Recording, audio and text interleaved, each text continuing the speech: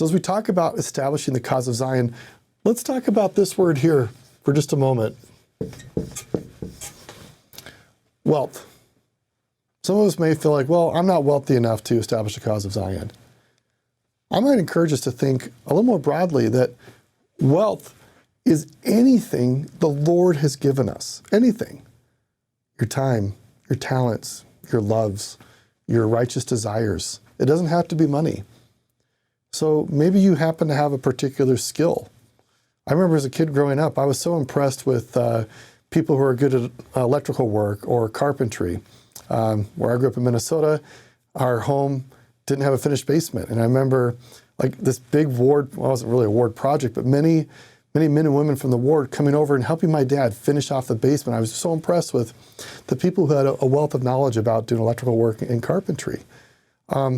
My mom, who was just an incredible teacher for years in the seminary system, early morning seminary in Minnesota, starting at 5:55 a.m. Her desire to share her testimony for 14 years, early morning, with those students who, I was one of them, were a little sleepy, but still that testimony burned bright. You have wealth.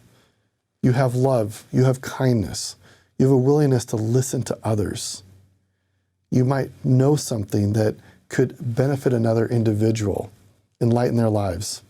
So there's many ways to be a ministering angel today.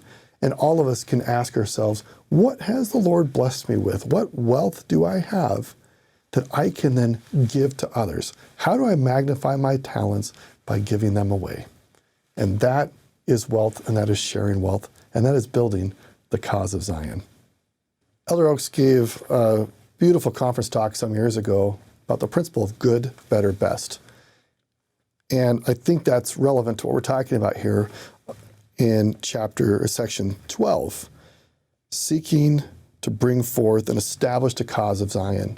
Now, all of us in our lives may be working to establish a variety of things, a family, a household, a job, maybe a political cause. It could be some other cause.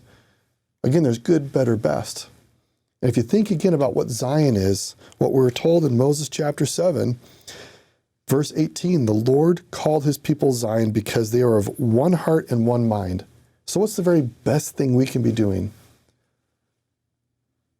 Being unified with others, seeking to understand, seeking to focus on building instead of dividing, instead of causing contention.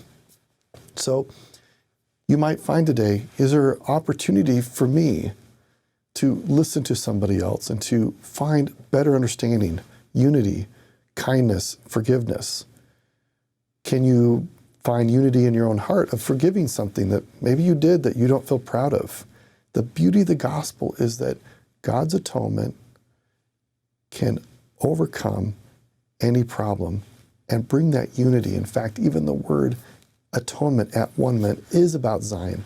It's about being brought together. So we invite you to consider, as God asks us, as we are reaping, as we seek to establish the cause of Zion, the small acts of kindness, the small acts of forgiveness and repentance that bring the unity that God has invited, and seeking to do the best that's out there of oneness, and not just only the good that may be in the world around us, but the very best of unity and oneness with God.